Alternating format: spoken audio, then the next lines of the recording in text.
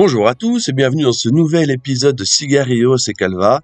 Aujourd'hui, un format un peu particulier puisque nous recevons l'abbé Dutail qui vient nous parler de son tout dernier livre intitulé National-socialisme et catholicisme, l'impossible conciliation, point d'interrogation. On va voir ce qu'il en est tout au long de cette émission. Je vous souhaite une bonne écoute. On va commencer par une présentation de l'auteur évidemment et ensuite on entrera dans le vif du sujet.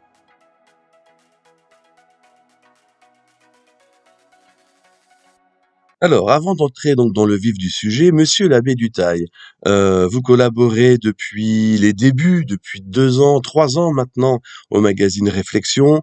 Vous avez écrit plusieurs articles sans concession qui ont été diffusés notamment sur mon site internet. Vous êtes le co-auteur du livret contre le CD-vacantisme. La question peut se poser, monsieur l'abbé Dutail, qui êtes-vous? Bonjour à tous. Alors oui, je signe sous le nom de l'abbé Dutail. En soi, Dutail est un pseudonyme, c'est-à-dire que ce n'est pas mon vrai nom à l'état civil. L'abbé, en revanche, n'est pas du tout un pseudonyme, c'est mon vrai titre auquel j'ai droit selon l'usage français, puisque ceux qui portent la soutane ont le titre de Monsieur l'abbé. Ceci est un vieil usage typiquement français. Je ne suis pas encore prêtre, même si Dieu le veut, je le serai bientôt. Néanmoins, j'ai déjà reçu des ordres mineurs, valides quoi qu'en pensent certains. Et donc, j'ai droit à ce titre de Monsieur l'abbé. Pour ce qui est du nom, c'est un nom qui, en soi, même s'il est d'apparence noble, n'est pas du tout de prétention noble, contrairement à ce que certains pourraient croire. Ceux qui le portaient étaient de mes ancêtres de braves paysans bosserons.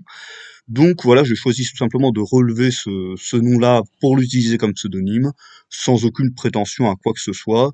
Donc oui, je ne prétends à rien ni sur mon titre, qui est tout à fait juste, ni sur mon nom qui en soi est seulement utilisé pour éviter les ennuis que peut avoir aujourd'hui un séminariste catholique en tenant des positions, disons, politiquement incorrectes. L'Église étant dans l'état où elle est aujourd'hui, nous ne pouvons malheureusement pas forcément dire tout ce qu'on pense à tous les échelons de la hiérarchie. Ceci étant dit, dès que je le pourrais et dès que j'en aurai la possibilité, je m'afficherai sous mon vrai nom. C'est ce que j'ai fait d'ailleurs durant les plusieurs années où j'ai milité pour la droite nationale. Je ne me suis jamais caché derrière des pseudonymes. J'ai toujours milité sous mon vrai nom. J'ai toujours considéré que c'est mieux de s'afficher. Et donc là, c'est vraiment contraint et forcé par les circonstances que je le fais sous pseudonyme. Et j'espère que un jour, je pourrai le faire sous mon vrai nom. Cela étant dit, tout cela est assez secondaire en vrai, car l'important dans ce que j'écris, l'important dans ce que je dis n'est pas tellement ma personne n'est rien. Ce qui compte, c'est le fond, ce qui compte, c'est ce que je dis. Quand on veut me contredire, ça ne sert à rien de dire, de prétendre que je n'existe pas, que je ne suis pas un abbé ou quoi que ce soit. Même si c'était vrai, même si j'étais un extraterrestre ou je ne sais quoi, ou un reptilien, peu importe à la limite, parce que si ce que je dis est vrai, c'est tout. Il y a pas de, c'est là où doit porter la discussion. Donc c'est pour ça, là, je réponds rapidement sur cette question-là, mais en fait, c'est un point de détail et sans grande importance. Et voilà, donc j'espère que mon contradicteur en sont satisfaits, qu'on pourra se concentrer à l'avenir sur ce que je dis et non pas sur ce que je suis, ce qui en soi n'a aucune importance. Alors, monsieur l'abbé Dutail, donc on l'a dit, votre livre s'appelle National-socialisme et catholicisme, l'impossible conciliation, point d'interrogation. Première question que j'ai envie de poser, et vous développerez autant que besoin, est-ce que en 2024, c'est un sujet d'étude pertinent? Sans compter que la droite nationale dira sûrement que le thème est contre-productif, qu'il peut effrayer un électeur, ou voire même que aborder ce sujet de nos jours serait la preuve d'un genre de monomanie. Que pensez-vous de cette éventuelle contradiction apparente qui vient à l'esprit tout de suite? Alors, en soi, je me place sur le plan du combat des idées. C'est-à-dire que ce qui importe, ce n'est pas forcément l'opportunité, ce sont les idées justes et les idées fausses. Il faut déjà rappeler, parce que c'est quelque chose qui est souvent ignoré aujourd'hui, il y a une vérité. Il n'y a qu'une seule vérité. Il n'y a pas tout le monde a raison, tout le monde est bon. Il y a la vérité et il y a l'erreur. Le but, en tant que catholique, c'est de chercher de la vérité. Et donc, ça doit être notre premier critère. Ensuite, il y a la question, par exemple, oui, de l'opportunité politique, de l'opportunité électorale. Je ne suis plus un homme politique, je ne me présente plus à des élections, donc mon but n'est plus de recueillir une majorité au suffrage universel. Là, je me place, je je conviens tout à fait que le thème n'est pas du tout porteur au niveau électoral. Et celui qui aujourd'hui voudrait faire une élection, enfin faire campagne sur ce sujet-là pour être élu, serait peut-être assez idéaliste, mais assez naïf et peut-être un peu suicidaire. Non, évidemment, ce n'est pas un sujet électoral. Je ne demande à aucun candidat à la présidentielle de se positionner sur la question, évidemment. Le but est vraiment un combat d'idées. Le but est de se placer sur le plan des idées pour voir la vérité et que les catholiques eux-mêmes ne soient pas obscurcis par une série d'idées qui en fait qu'ils croient être logiques avec leur foi, mais qui en fait sont des idées du monde dont on sait très bien par de ce Saint Évangile qui est le prince de ce monde, c'est-à-dire l'ange porteur de lumière, Lucifer. À partir de là, comme le dit souvent Saint Jean justement, il met souvent la dialectique de l'opposition, aussi bien dans son évangile que dans ses épîtres, entre le monde et Dieu. Soit on est du monde, soit on est de Dieu. Et donc il faut bien comprendre, quand on est de Dieu, on cherche la vérité. Peu importe si ça plaît au monde ou pas. Le premier critère, c'est de chercher la vérité. Donc déjà, il y a cette exigence de vérité. Même si le monde a sa vérité, qu'il impose, même par des lois, qu'il impose même, qu'il prétend même imposer sous peine d'emprisonnement, sous peine de fortes amendes ou quoi que ce soit, tout ça, c'est la vérité du monde, c'est-à-dire la vérité du prince de ce monde. La vérité de notre Seigneur Jésus-Christ, la vérité avec un grand V, puisqu'il est la voie, la vérité et la vie, c'est la vérité de ce qui s'est passé réellement. Donc évidemment, la grande vérité, la vérité pour le salut, c'est la foi, ce sont les dogmes, etc. Je ne prétends pas que le thème que j'aborde est nécessaire au salut, bien évidemment, on peut très bien avoir des opinions tout à fait politiquement correctes là-dessus et faire son salut, ce qui est le principal. Néanmoins, il ne faut pas négliger l'importance de la vérité historique pour la formation, pour la bonne compréhension déjà du monde actuel. On ne peut pas comprendre le monde actuel, on ne peut pas comprendre les problèmes que rencontre le monde actuel en ignorant l'histoire. Ce n'est pas possible. Il faut à tout moment comprendre d'où viennent les choses, comprendre les ressorts sous-jacents de ce à quoi on assiste. Et donc une vision politiquement correcte, une vision définie par le monde de l'histoire telle qu'on l'enseigne dans l'école de la République, ne peut pas nous permettre de comprendre cela, parce que c'est une histoire retransformée, ce sont les vainqueurs qui écrivent l'histoire. C'est le fameux sketch de Dieudonné, hein, qui écrit l'histoire, donc forcément, on sait bien, ce ne sont pas les catholiques qui écrivent l'histoire. Et donc il est très paradoxal, pour des catholiques, surtout des catholiques traditionalistes, des catholiques qui sont contre la République, qui critiquent à juste titre le système maçonnique dans lequel nous vivons, de se conformer, au moins sur une période de l'histoire, à la version politiquement correcte. Et d'à tout prix essayer de coller à cette version. C'est tout de même assez curieux. Surtout quand on voit, enfin, évidemment, nous ne pouvons pas remettre en cause certaines choses, les lois nous l'interdisent, mais déjà, il y a un problème du fait que des lois nous interdisent d'avoir certaines opinions historiques. N'importe qui d'honnête peut se dire que si on met en prison quelqu'un uniquement parce qu'il dit quelque chose sur une période historique, ça sent mauvais, on a quelque chose à cacher. Beaucoup de catholiques ne se posent même pas la question. Non, non, c'est normal. C'est normal, ces gens-là sont des monstres, il faut les emprisonner. Moi, ça m'a rapidement paru assez louche. Sans même en savoir autant que ce que j'en sais aujourd'hui, c'est vrai que ça fait bien longtemps que je me suis dit qu'il devait y avoir qu'un problème quelque part pour qu'il y ait de telles réactions. Et puis, cette histoire, on l'a dit, c'est l'histoire donnée par l'école de la République. Une école intrinsèquement maçonnique, depuis sa fondation, dont le but est de faire de bons citoyens de la République qui soient fiables idéologiquement et débarrassés de la tutelle de l'Église. C'est l'école issue de la Troisième République. Du temps où on disait le cléricalisme, voilà l'ennemi. Alors reprendre cette version-là, reprendre la vulgate en quelque sorte imposée par cette école, paraît déjà assez curieux pour ces catholiques. Et ensuite, donc, on répète les mêmes choses, on veut à tout prix être dans le camp des vainqueurs. Moi, j'ai choisi de regarder la vérité telle qu'elle est, quel que soit ce qu'elle dit, est-ce que ça plaît ou non aux puissants du moment, peu importe. Il faut prendre la vérité telle qu'elle est. Quand on est catholique, on cherche la vérité. Ensuite, donc, déjà, il y a cette exigence d'honnêteté intellectuelle, de rechercher la vérité. Ensuite, quand il nous manque des données pour comprendre un problème, on ne peut pas le comprendre pleinement.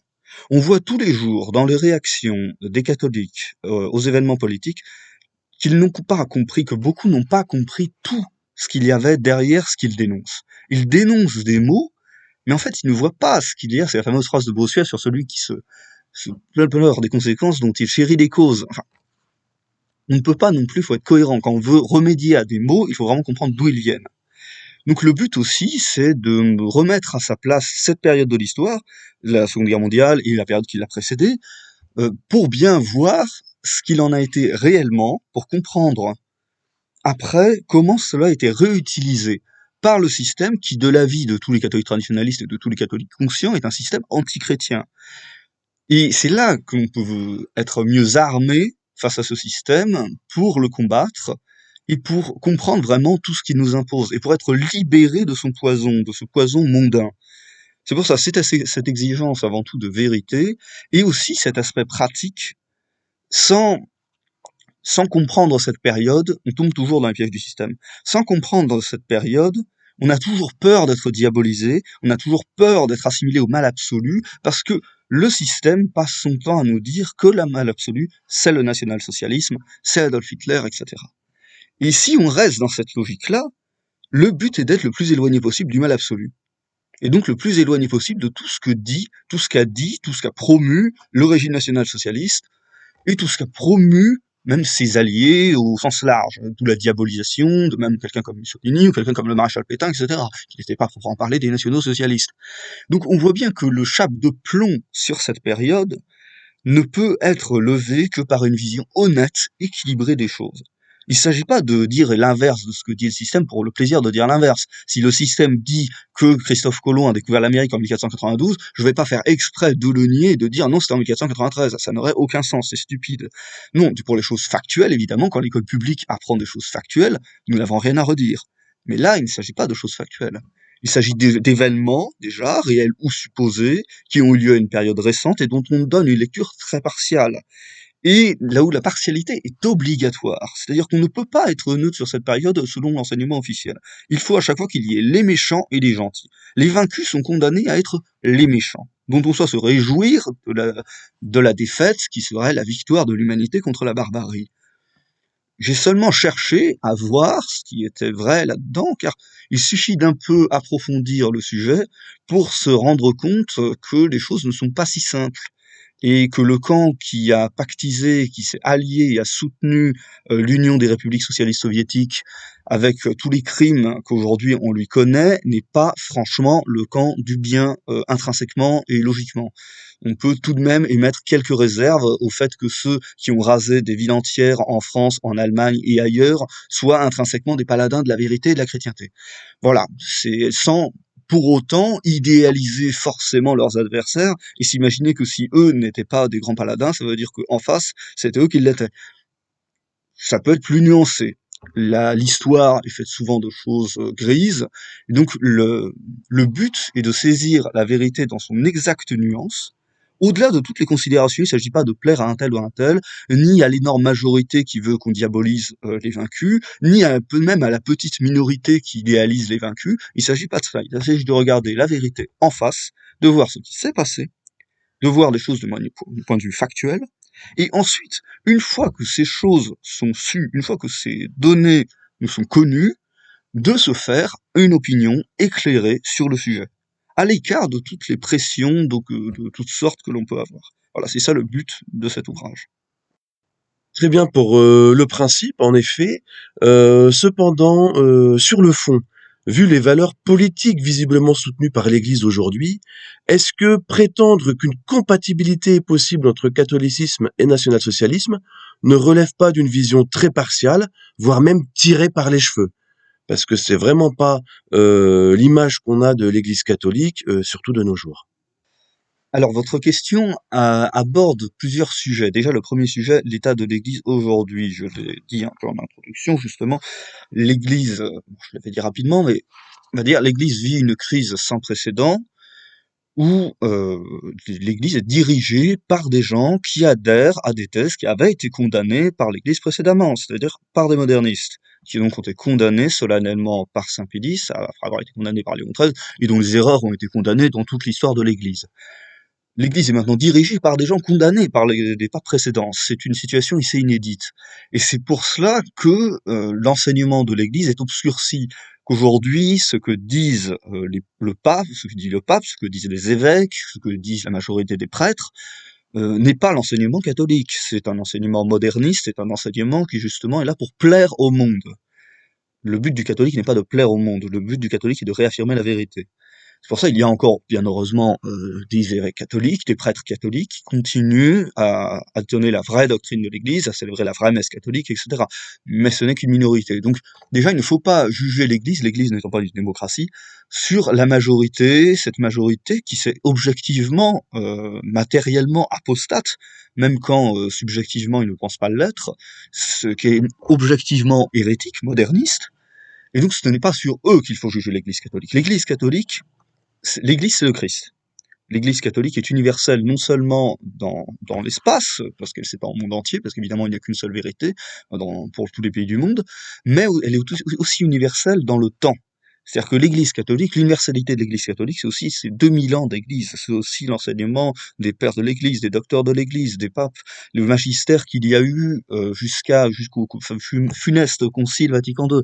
C'est cet enseignement-là qui est l'enseignement catholique, et qui ne peut pas être contredit ensuite par qui que ce soit quand c'est un enseignement constant qui nous vient de notre Seigneur Jésus-Christ, qui nous vient de la tradition reçue des apôtres, reçue par les apôtres de notre Seigneur Jésus-Christ. De toute manière, même un pape ne peut pas contredire cet enseignement. Si un pape contredit cet enseignement, comme le disait si bien Monseigneur Marcel Lefebvre, il faut s'en tenir à ce qui a toujours été enseigné avant, et refuser toutes les nouveautés destructrices de l'Église, c'est tout.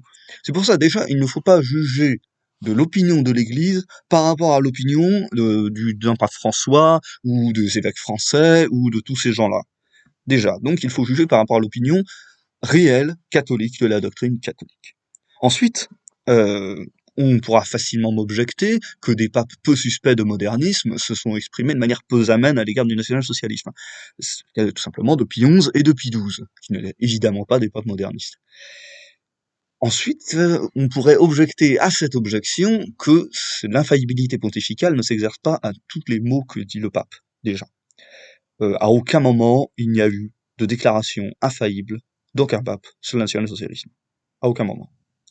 Donc, ces papes, aussi catholiques soient-ils, aussi tout à fait respectables soient-ils, peuvent se tromper. Je ne dis pas qu'ils se sont trompés, je dis que déjà, en théorie, ils peuvent se tromper. Il faut avoir ça à l'esprit quand on aborde cela. Évidemment, il faut avoir un a priori bienveillant sur ce qu'ils disent, et donc partir du principe, jusqu'à preuve du contraire, qu'ils ne se trompent pas et que ce qu'ils disent est vrai. Ça, c'est évident pour tout catholique. Ceci étant dit, abordons le vif du sujet. Faites évidemment allusion à l'encyclique Mit brennender Sorge de 1937 du pape Pie XI. Cette encyclique qui, suivant le dictionnaire Larousse, suivant les historiens, suivant la plupart des catholiques, condamne le nazisme. Alors, il serait bon de mettre en parallèle cette encyclique avec deux autres encycliques. L'encyclique quasi contemporaine Divini Redemptoris, qui condamne le communisme. Quand on dit que cette encyclique condamne le communisme, elle condamne clairement le communisme explicitement en disant qu'il est intrinsèquement pervers, qu'on ne peut à aucun moment s'allier avec lui sous aucun prétexte. Enfin, on a rarement eu de condamnation aussi radicale, si, il n'y en a eu que pour la franc-maçonnerie. Cette condamnation n'était pas la première, le pape Pie IX en 1846, le pape Léon XIII en 1878 avait déjà dit la même chose, de choses qui n'étaient à l'époque qu'à l'état d'idée, à l'état d'idéologie. En 1846, il n'y avait même pas eu la première internationale. On était même avant la rédaction du manifeste du Parti communiste de Karl Marx. Donc on voit bien que l'Église, vraiment au tout début des prémices de cette idéologie, l'avait déjà condamnée sans équivoque, explicitement, de la manière la plus claire possible. Donc pour le communisme, on ne peut pas nier matériellement qu'il y ait une condamnation très tôt du communisme, condamnation sans cesse réitérée.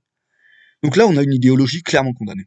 De l'autre côté, je comparais Min brennender Sorge à Non abbiamo bisogno, l'encyclique du même pape Pie XI en 1931 sur le fascisme, qui, cette encyclique-là, selon le dictionnaire Larousse, selon les historiens officiels et la plupart des catholiques, est une encyclique qui condamne le fascisme.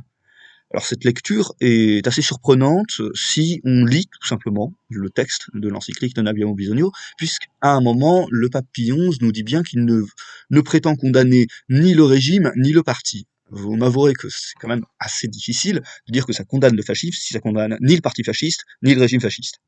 Alors, évidemment, il y avait de vertes critiques de Pie XI, certaines justifiées, comme il critique une statolatrie païenne et donc un excès d'étatisme au sein du fascisme, d'autres beaucoup moins justifiées, quand il prétend que l'Italie est là où on persécute le plus l'action catholique, à l'heure où au Mexique on massacrait des milliers de catholiques, lâchés d'ailleurs par le même pape Pie XI. Bon, ceci est un autre sujet, c'est la triste histoire des Cristeros. Mais donc voilà, on peut reconnaître dans cette encyclique, qui là encore n'a rien d'infaillible, que certaines considérations d'opinion sont pour le moins excessives face au fascisme. Mais quoi qu'on en pense du fond ou de la forme de cette encyclique, matériellement, on ne peut pas dire que cette encyclique condamne le fascisme puisqu'elle dit l'exact inverse. Donc, Mitbrennender Sorge, c'est un peu un juste milieu, enfin un juste milieu, c'est un milieu en tout cas, entre Divini Redemptoris, qui condamne clairement le communisme, et Non Abbiamo Bisogno, qui ne condamne clairement pas le fascisme. Pour le national-socialisme, c'est plus complexe. On ne peut pas dire, comme Non Abbiamo Bisogno, qu'elle condamne pas clairement le national-socialisme. Enfin, qu'elle ne condamne pas. On ne peut pas non plus dire, comme Divini Redemptoris, qu'elle condamne clairement euh, l'idéologie en question. Il y a des condamnations très claires d'une série d'idées qui étaient diffusées au sein du Troisième Reich par les plus hautes instances du Parti national-socialiste. Il y a des condamnations d'idées qui sont mentionnées explicitement dans Mein Kampf, le fameux livre d'Adolf Hitler. Donc, on ne peut pas évidemment dire que Mitbrennender Sorge ne touche absolument pas le national-socialisme et ne touche que quelques lubies de païens marginaux. Non, évidemment, elle s'attaque à certaines choses qui étaient parmi les choses vraiment très répandues et communiquées par la propagande du Troisième Reich. Donc évidemment, elle entre en contradiction avec cette propagande, elle entre en contradiction avec ce régime. Et ça a d'ailleurs été largement pris comme cela à l'époque. Mais, et c'est le gros mais, à aucun moment, l'encyclique ne prétend condamner ni le régime, ni le parti, ni même la doctrine en tant que telle, qui n'est même pas nommée. À aucun moment, Mitbrennender Sorge ne parle du national-socialisme. Enfin, n'explicite le terme national-socialisme, ni même nazisme, ou quoi que ce soit. L'encyclique est sous-titrée sur la situation des catholiques dans l'Empire allemand. C'est tout. Elle n'est pas sous-titrée condamnation du national-socialisme. Il n'en a jamais eu. Donc c'est pour ça, on ne peut pas mettre, comme ce que font tous les catholiques bien-pensants, dans le même plan Divini Redemptoris et Mitbrennender Sorge. Et la conclusion est sans appel, on ne peut pas mettre, d'un point de vue catholique, sur le même plan, le communisme et le national-socialisme. Ce n'est pas juste, ce n'est pas cohérent, ça ne correspond pas à la réalité de l'histoire. À l'époque où l'URSS massacrait des milliers de prêtres, fermait, détruisait toutes les églises qu'elle avait, au sein du Reich national-socialiste, les églises étaient ouvertes, les messes étaient pleines le dimanche, la vie religieuse était tout à fait, enfin, la plupart du temps libre. Il y a eu, et je l'aborde dans le livre évidemment, des actes anticléricaux, il y a eu des problèmes entre le Reich et l'Église, c'est indéniable, il ne s'agit pas de nier les évidences ou de nier des faits historiques. Ça n'a pas été, les relations entre le Vatican et le Troisième Reich n'ont pas été un long fleuve tranquille, loin de là. Donc il ne s'agit pas de faire croire que le Troisième Reich était un ordre social chrétien et que Adolf Hitler était le franco-allemand, non, pas du tout. Mais il s'agit de nuancer, de montrer la vérité dans son exactitude. Donc, si on veut résumer un peu, même si évidemment c'est tout le livre qui répond à la question, le national-socialisme n'a jamais été condamné explicitement, même si certaines de ses idées ont été condamnées, et l'ont été condamnées de manière tout à fait justifiée, puisqu'elles sont contre la doctrine catholique. Mais le national-socialisme en tant que tel n'a pas été condamné. Toute la question revient à savoir, est-ce que les idées qui ont été condamnées sont intrinsèquement liées au national-socialisme, donc le national-socialisme ne serait pas lui-même sans ses idées, ou est-ce qu'il s'agit de choses qu'accidentelles, accessoires, qui peuvent être distinguées du national-socialisme? Ça, c'est ça qui complexifie la question. Parce qu'on n'a pas une condamnation claire de l'idéologie, il faut savoir que est-ce que ce qui est condamné, c'est une condamnation indirecte de cette idéologie? C'est ça la vraie question. Et c'est ça la question que j'aborde dans le livre, et j'aborde aussi dans le livre concrètement ce qui s'est passé pour les catholiques allemands, ce qui s'est passé pour les catholiques de l'Europe occupée par l'armée allemande, comment ont-ils réagi, ce qu'ils ont fait, est-ce que vraiment, comme ce qu'on nous répète souvent, Adolf Hitler avait comme projet de détruire le christianisme? J'apporte là-dessus une série de données, je n'ai rien inventé du tout, je n'ai fait que compiler, cumuler une série d'informations prises à des sources très variées, pour répondre à cette question, pour bien voir quel était l'exact positionnement d'Adolf Hitler lui-même et du régime national-socialiste dans son ensemble, vis-à-vis du christianisme en général, du catholicisme en particulier. Et on voit, en approfondissant cela, que la question est beaucoup plus complexe que cela. On voit qu'on est loin, on ne peut pas résumer ce régime en disant c'est un régime néo-païen qui voulait détruire le christianisme. C'est totalement ridicule de résumer comme ça. Évidemment qu'il y avait, de manière des gens très haut placés, qui étaient des païens, convaincus, qui voulaient détruire le christianisme. Ça, des gens comme Martin Bormann rêvaient la destruction du christianisme, ça c'est clair et net. Mais je vais déjà là-dessus anticiper sur ce que dit mon livre. Il est prouvé de manière mais aveuglante qu'un Adolf Hitler ne voulait pas détruire le christianisme. C'est impossible de soutenir sérieusement ce propos quand on voit réellement ce qu'il a dit, ce qu'il a écrit, ce qu'il a fait. Si vraiment Hitler avait voulu détruire le christianisme, eh bien vraiment, ni ce qu'il dit, ni ce qu'il écrit, ni ce qu'il fait n'aurait pu corroborer cette thèse. Donc ça aurait peut-être été un rêve très secret, très caché, et dans ce cas, on voit même pas comment on l'aurait su. Donc, je ne vais évidemment, encore une fois, pas d'Hitler, un grand catholique irréprochable qui rétablit l'ordre social chrétien, c'est plus compliqué que cela, mais je réduis, je montre la réalité dans toutes ses nuances et sa complexité. L'histoire est nuancée, donc il faut montrer toutes ces nuances. C'est justement à cela que ce livre sert, c'est justement pour que les catholiques arrêtent de répéter n'importe quoi à propos du régime national-socialiste. Parce qu'à tout prix, comme c'est le mal absolu, il faut s'en distinguer, à tout prix, il faut dire que non, on était du bon côté, du côté des vainqueurs, etc. Et on reste dans ce que Maurice Bardèche qualifiait fort justement du monde clos du mensonge. Comme disait le même Maurice Bardèche, je ne défends pas l'Allemagne, je défends la vérité. Et si la vérité me conduit à défendre l'Allemagne, eh ben, par conséquent, je défends l'Allemagne. Mais là où la vérité me conduit à attaquer l'Allemagne, j'attaquerai l'Allemagne. Je suis français, je ne suis pas donc un inconditionnel d'un pays que j'apprécie beaucoup, mais qui n'est pas le mien. Je ne suis pas non plus, je suis un clerc de l'Église catholique, je ne suis pas un adhérent du NSDAP, donc je n'ai pas de devoir d'État à défendre à tout prix le programme d'un parti. Je le juge en tant que catholique, en tant que clerc de l'Église catholique, et mon but est vraiment de montrer aux catholiques ce qu'il en est, eux-mêmes qu'ensuite ils se fassent leur propre opinion. Évidemment, je ne suis pas un robot, je me suis fait mon opinion sur la question, je le donne dans mon livre, mais je conçois tout à fait qu'on puisse être en désaccord avec moi sur certaines des opinions qui y sont exprimées. En revanche, les faits que je donne sont des faits. Si on veut les remettre en cause, il faut prouver que ces faits sont faux. Mais il ne suffit pas de me dire que je ne peux pas dire ça, que c'est pas possible, qu'on ne peut pas entendre ça, que c'est indigne, c'est inacceptable, quoi que ce soit. Tout ce genre de choses, non. Est-ce que c'est faux ou est-ce que c'est vrai? C'est ça la vraie question. Si on me dit oui, mais ça, c'est raciste, c'est antisémite, ça favorise l'extrême droite, je ne sais quoi, peu importe. Est-ce que c'est faux ou est-ce que c'est vrai? C'est toujours à cette question-là qu'il faut revenir, toujours à cette question-là qu'il faut répondre, et c'est ce à quoi je me suis efforcé dans ce livre. Merci beaucoup, monsieur l'abbé Dutail, pour cette réponse qui est au moins aussi développée que la première, et ça nous permet d'avoir vraiment une vision d'ensemble de votre travail que vous nous offrez là. J'allais vous demander quels sont vos projets maintenant que ce livre est sorti, mais avant ça, je vous relance juste un petit peu pour savoir si vous avez autre chose à ajouter sur votre livre avant qu'on parle de vos prochains projets.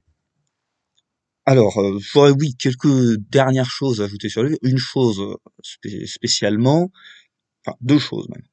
Déjà, comme je l'avais déjà dit rapidement, la loi nous interdit d'aborder certains sujets. Je n'aborde pas les sujets que la loi nous interdit, puisque mon but, ce n'est évidemment pas de finir en prison. Mon but est de défendre des bonnes idées. Ensuite, pour les sujets interdits, je me contente de bien dire et de bien protester contre ces lois infâmes qui nous empêchent de regarder honnêtement la vérité historique et nous obligent à certaines conclusions lorsque l'on parle de certains sujets. Je pense évidemment à l'infâme loi du communiste Guesso datant de 1990. Ça, évidemment, ensuite, le livre ne cherche pas à enfreindre cette loi-là, même si il proteste énergiquement contre l'existence même de ces lois scélérates. Donc ce sujet n'est pas clairement abordé dans ce livre. Autre précision, les différentes nuances auxquelles dont je fais part sur le national-socialisme n'ont absolument pas pour but de me dédouaner d'une quelconque accusation de sympathie envers le national-socialisme. Je me fiche totalement de ces accusations. Ce qui compte, c'est la vérité. Donc toutes les critiques, les reproches, on pourra voir dans ce livre qu'il y a certains passages qui sont clairement très critiques envers certaines idées du national-socialisme. Ça, je le dis tout de suite. Ce n'est pas du tout un panégyrique total, complet, pour dire que tout était merveilleux. Non, il y a vraiment des passages où on pourrait croire que ce livre est un pamphlet antifasciste. Alors qu'en fait, pas du tout. Il ne fait que critiquer des erreurs objectives du national-socialisme. C'est tout. Ces passages sont tout à fait sincères. Ce ne sont pas du tout des gages donnés à mes censeurs pour dire, regardez, je suis pas un vilain nazi. Non, je me fiche totalement de ce que pensent mes censeurs, je me fiche totalement de donner des gages. Au contraire, je n'en veux donner aucun. Je veux seulement dire la vérité. Et la vérité m'impose de dire qu'il y a des choses dans le national-socialisme qu'un catholique ne peut pas accepter, en tout cas dans la manière dont le national-socialisme a été réalisé en Allemagne entre 1933 et 1945. La question de savoir ce qui sont intrinsèquement liés au national-socialisme est une autre question que j'aborde dans ce livre. Mais voilà, pour bien dire, il n'y a pas de faux semblants, il n'y a pas de gage. Même si je n'ai pas pu dire tout ce que je pensais, je pense complètement et totalement tout ce que j'ai écrit. Ça, c'est sûr. Ensuite, pour ce qui est de répondre à la question sur mes projets. Alors oui, je vais rester sur cette période-là, mais je compte écrire encore un livre sur ce sujet, pas forcément par monomanie. Enfin, j'ai une vie à côté, je ne passe pas mon temps à penser à la Seconde Guerre mondiale matin, midi et soir.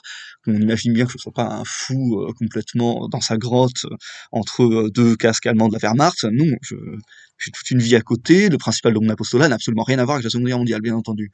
Simplement, j'écris pour combler des vides. C'est-à-dire que quand il y a des sujets qui ont déjà été abordés et là où des gens écrivent déjà dessus, je ne vois pas l'intérêt d'écrire pour répéter ce qui a déjà été dit. C'est tout bête. Par exemple, la crise de l'Église, j'ai médité là-dessus. Il y a déjà des gens qui ont fait le travail dessus. Je renvoie aux gens qui ont fait le travail dessus. Ça ne veut pas dire que je ne m'intéresse pas à ces sujets-là ou que voilà, je ne veux pas me risquer là-dessus. Non, simplement, je partage tout à fait des choses qui ont déjà été écrites. Donc si ça existe déjà, je n'ai rien à apporter, je ne sers à rien là-dessus. Je ne fais que transmettre ce que d'autres ont dit. C'est tout. Ensuite, et voilà, je m'intéresse au sujet là où il n'y a pas de livres que j'aurais souhaité trouver. Il n'y a pas les écrits que j'aurais souhaité trouver. Où il n'y a pas de choses qui sont satisfaisantes là-dessus. Je reviens là-dessus sur le sujet de mon livre, mais la question du national-socialisme et catholicisme n'a jamais été abordée de manière satisfaisante, en tout cas de ce que j'ai trouvé. L'écrasante majorité d'un conformisme affligeant, et il y a des travaux intéressants que j'ai beaucoup utilisés d'une petite minorité. Je pense notamment au livre de Pierre Maximin, Une singulière encyclique sous le Troisième Reich. Je pense aussi aux documents disponibles sur Internet, Le Troisième Reich sous la bannière de Christ, que j'ai abondamment utilisés, qui sont très intéressants, mais qui ne font pas le tour de la question.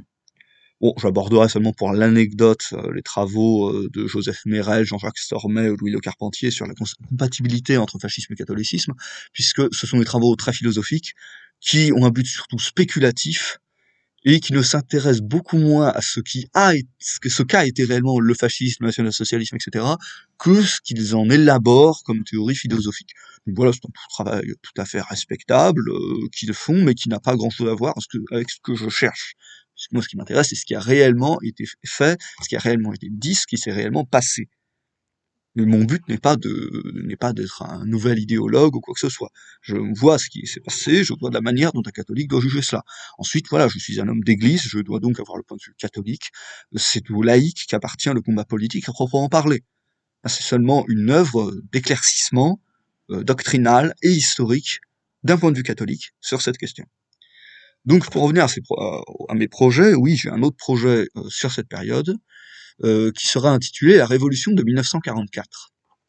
Le thème sera donc la véritable guerre civile qu'a connue la France entre 1940 et 1945, et qui a culminé évidemment avec ce qui est objectivement une révolution en août 1944, le renversement de l'État français du maréchal Pétain par un régime insurrectionnel dirigé par le général de Gaulle avec la collaboration du Parti communiste français.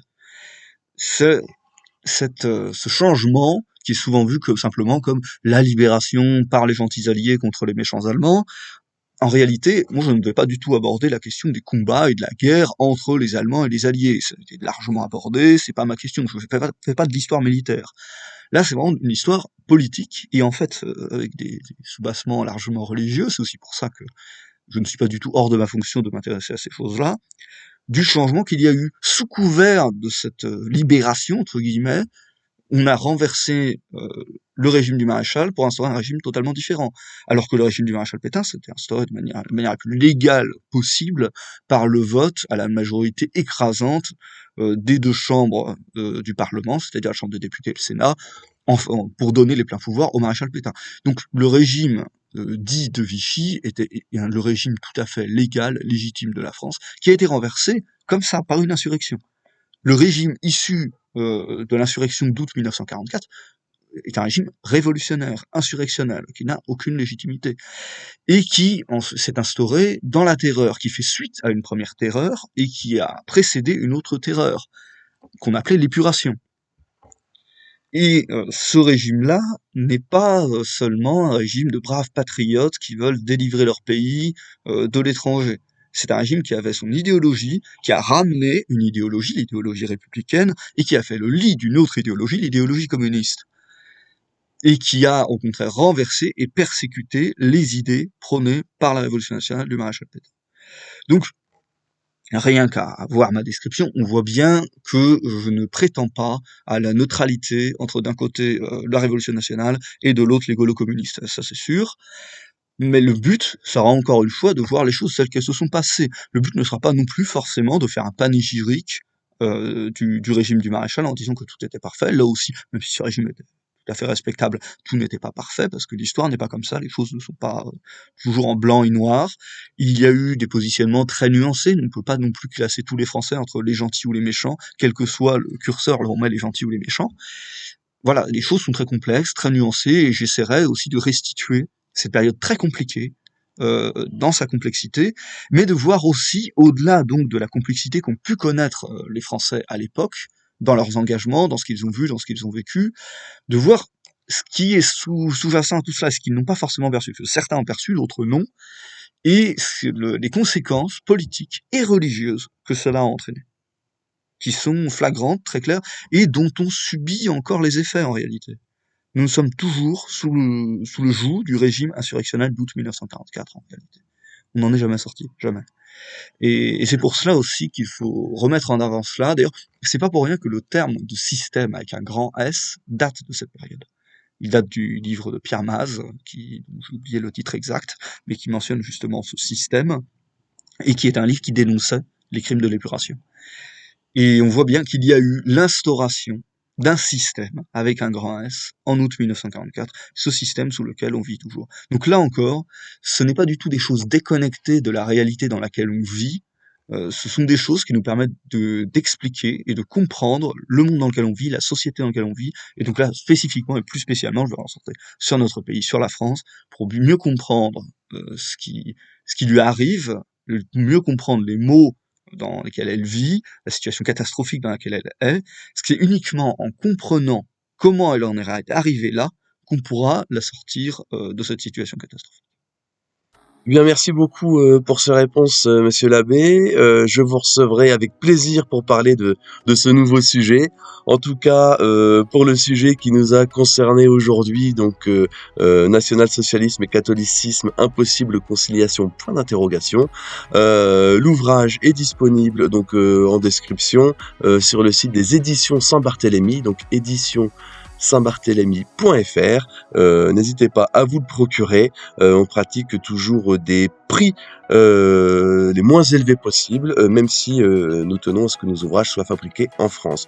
Donc n'hésitez pas, pour un prix tout à fait raisonnable, à vous procurer ce livre. Merci monsieur l'abbé encore une fois d'avoir répondu aux questions, de vous être prêté pour la première fois d'Histoire de Sigarios et Calva à l'exercice de l'interview. Et en ce qui nous concerne, chers auditeurs, je vous donne rendez-vous dans 2 semaines pour un prochain Sigarios et Calva. Et en attendant, je vous souhaite donc une bonne commande de l'ouvrage de l'abbé Dutail et une très bonne lecture. À très bientôt.